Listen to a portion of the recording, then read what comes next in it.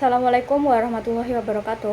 Perkenalkan, nama saya Alifah Firnanda dengan NIM 24050020070 dari Prodi Teknik Sipil. Di sini aku mau memberikan pendapatku mengenai perubahan empati di era digital sekarang ini.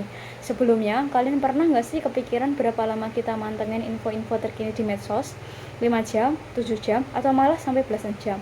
Setiap hari kita semua melihat puluhan bahkan ratusan konten di media sosial yang mengaduk-ngaduk perasaan. Dari yang lucu, bikin jengkel, sampai ada yang sedih banget kayak bencana alam, kecelakaan, atau orang-orang yang kekurangan dalam hal ekonomi. Tapi kalian pernah terpikir nggak seberapa banyak waktu kita untuk benar-benar merasakan hal yang kita lihat? Bukan yang cuma lihat sekilas lalu baca komentar ya, tapi yang benar-benar ngerasain apa yang kita lihat, atau istilahnya berempati dengan apa yang kita lihat. Dulu waktu belum ada era digital, orang-orang bergerak cepat saat ada musibah, bergotong royong, berdonasi, menenangkan orang yang terdampak, dan banyak lagi. Memang era digital memudahkan informasi untuk menyebar lebih luas, tetapi dengan platform yang ada, kita jadi merasa sudah peduli dan berempati hanya dengan melihat ataupun berkomentar. Padahal, orang yang terdampak sangat rentan dan butuh hal yang lebih dari like dan trending topik selama 2-3 hari, lalu mulai terlupakan dengan algoritma yang baru. Contohnya, akhir-akhir ini ada bencana alam besar di Sumatera yang mengerikan dan sampai sekarang mereka masih merasakan susulan banjir, serta belum bisa bergerak maju untuk memperbaiki kondisi mereka. Memang beritanya mudah menyebar di era digital, tetapi kita juga harus menyoroti respon yang tersebar di media sosial. Di tengah video banjir yang melanda, bahkan ada orang yang menuduh itu semua adalah AI, atau itu merupakan hal yang pantas mereka dapatkan. Mereka tidak lagi mendahulukan empati dan langsung menuju kepada prasangkanya tanpa memikirkan perasaan warga yang terdampak. Contoh lain lagi saat ada kebakaran Teradron yang menelan 22 korban jiwa. Peristiwa ini merupakan kabar duka yang seharusnya ikut kita rasakan walaupun raga kita tidak bisa hadir di waktu kejadian. Tapi banyak juga komentar atau bahkan video yang menanggapi dengan tuduhan bahwa itu kesengajaan untuk menutupi penerbangan yang liar di Sumatera. Miris kan, di saat orang lain berduka, kita malah sibuk dengan teori yang belum tentu benar. Empati kita benar-benar berkurang berkat banyak mengkonsumsi konten-konten singkat yang membuat kita tidak bisa fokus pada masalah utama. Bayangkan dampak yang terjadi.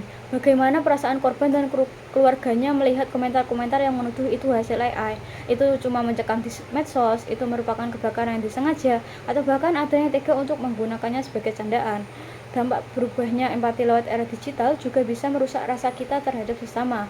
Kita menjadi kurang bisa berempati dan bergerak untuk membantu sesama.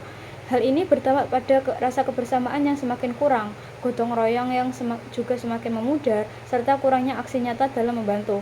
Kebanyakan hanya mendahulukan konten sebelum empatinya. Jadi bagaimana cara kita untuk tetap bisa berempati di era digital?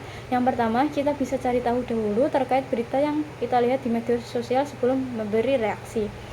Terus dengan informasi yang kita dapat, kita bisa mulai untuk memikirkan apa yang kita bisa, alias refleksi diri dengan apa yang kita punya untuk membantu. Kedua, kita juga bisa menyebarkan berita sebanyak-banyaknya. Hal ini juga termasuk aksi nyata selain berdonasi uang. Kita bisa membagi empati kita kepada orang lain yang mungkin bisa membantu lebih dari yang kita bisa. Selanjutnya, kita bisa mulai untuk menyebarkan respon positif yang menyemangati, bukan respon yang masa bodoh dengan perasaan mereka. Kadang, respon kita bisa menentukan semangat mereka untuk move on dan lanjut menjalani hidup.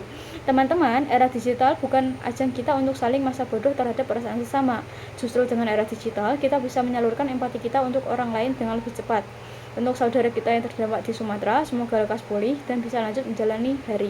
Dan untuk korban serta keluarga yang terdampak kebakaran Teradron, semoga bisa lekas sembuh dari lukanya dan dilapangkan hatinya. Stay safe semuanya dan mari kita pulihkan rasa empati kita dengan aksi nyata. Terima kasih telah mendengarkan. Wassalamualaikum warahmatullahi wabarakatuh. Sampai jumpa.